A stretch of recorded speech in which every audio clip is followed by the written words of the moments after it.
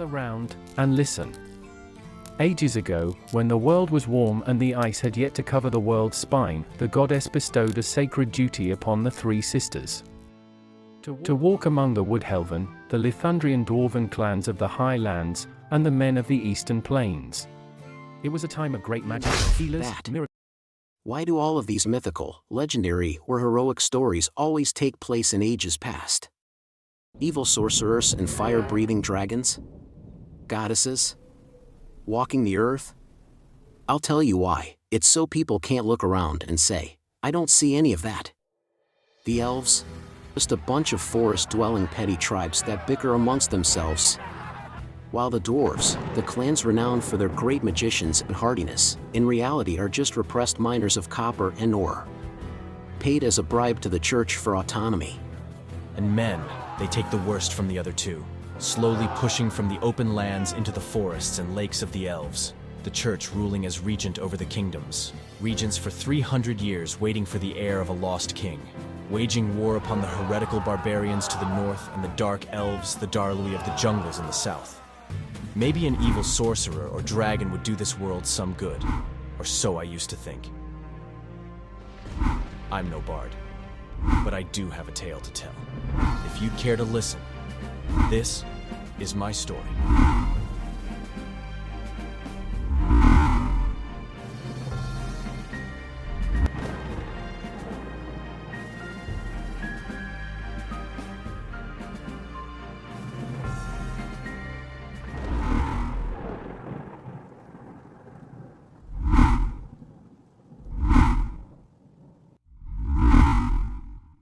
There are 2 days every soldier remembers clearly. The day they enlist and the day they are discharged. I do remember the day I was enlisted. I was 15 summers old, being chased by some angry vendors. I ran into a building to hide. A grizzled man in uniform sitting at a table looked up. Looks like I just made my quota. The door behind me slammed.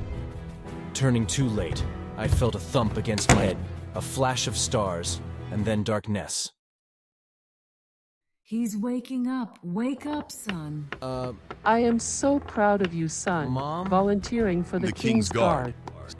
Saved you from a life of crime, I might say. I quickly looked around, seeing a second uniformed man, younger and bigger, standing by the door. He gave me a quick nod and grin, giving a subtle tap to the sap at his belt. I quickly stood, trying to get to the door, hitting the floor hard as the leg shackles did their job. Unceremoniously, I was lifted and sat in a chair at the table. The soldier sitting down. Now that you are settled in, why don't... In shock, I was dazed. A deep throbbing had begun in my head. I was slow to realize he had been speaking. Start with telling me your name. My name? Yes, your name is. It's Derek. That's not an elven name. Shouldn't there be a few more vowels at the start of it? My mom is human. Okay, so name is Derek. And you are a half-elf. Half human. Half-elf. And what's your age? 15 summers. 15. See, that's not so hard now to cooperate, is it? And your mother's name? Her name is Lehani. My father was elven. I never Elves knew. are matriarchal. Father's name is irrelevant. Place of birth. Are you a ward of the Regency? I answered his questions as he entered them in his ledger. It was all too much. I was feeling dizzy and sick. When he was finished with the questions, he tore a ribbon off the ledger and wrapped it around my wrist. I felt a warm tingling as the ribbon melted into my skin, leaving a tattooed bracelet in its place. I'd been magicked. I never thought it real. Just stories. Congratulations on your enlistment to the King's Guard. Today starts your term of service. Term length is 72 moons, plus time for convalescent leave due to injuries suffered in service. The band you were provided is your contract. Any acts attempting to breach such contract will result in discipline not limited to corporal punishment, severance of limb, imprisonment, and/or termination of life. It'll all be okay, son. The Guard will make a man out of you, or in your case, a half-man. Come on. Follow me. Seen it all now, I have. Ha. An elf named Derek. I was then escorted out the back to the barracks behind. My life had just taken a very unexpected turn.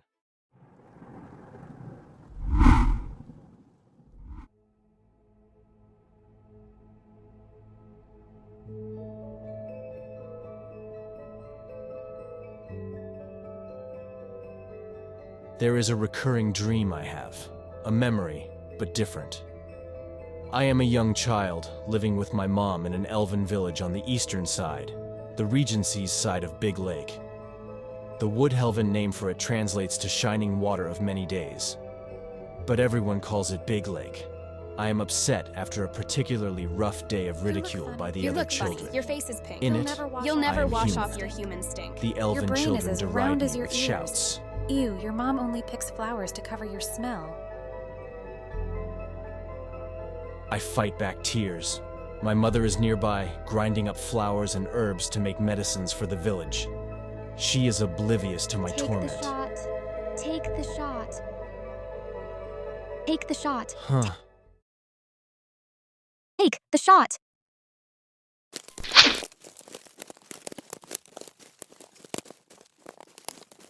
Yuck. Derek, you missed again. That was our dinner. I know. How you ever became a ranger, I'll Well, never next understand. time, you take the shot. Well, I guess it's going to be potatoes again. Sorry. I am getting sick of potatoes. Me too. At least you're not the one who's going to have to peel them. Safi had asked a good question.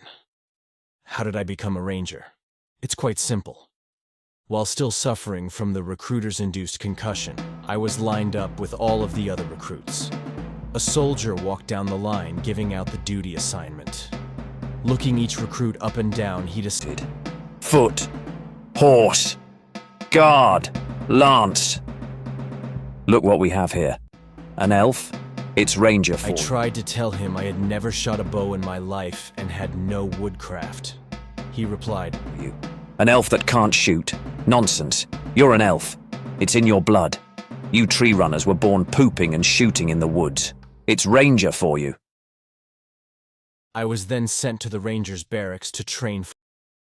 A year later, I was here, along the Kingsford River, patrolling the main road, helping to curtail the highwaymen and bandits that prey upon the travelers. Except for peeling potatoes, my skills have not improved. As I dream, my mom finds me sitting on the stairs of our one-room hut, tears running down my cheeks. I look up, sobbing. Why can't we leave?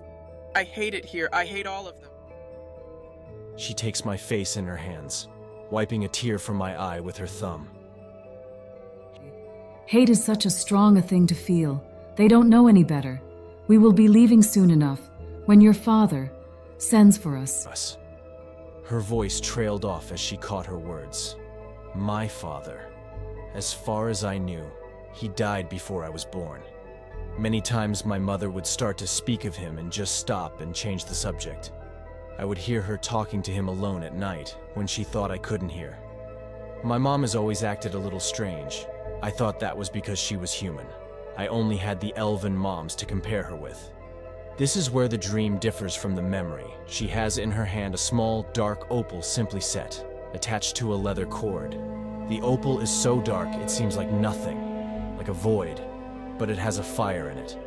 As she reaches to hang it around my neck, my anger is drawn towards it. The jewel touches my chest with a cold, burning. That's when I see them, the three sisters reaching to me, and then devastation. I rip the necklace from my neck as a voice in my... I am your destiny. And I'm waiting. Derek, did you hear me? I'm hungry, and I am waiting for those potatoes.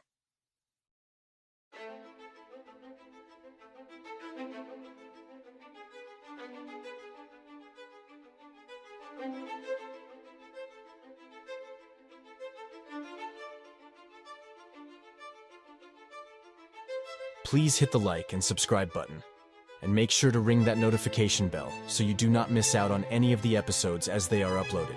Thank you.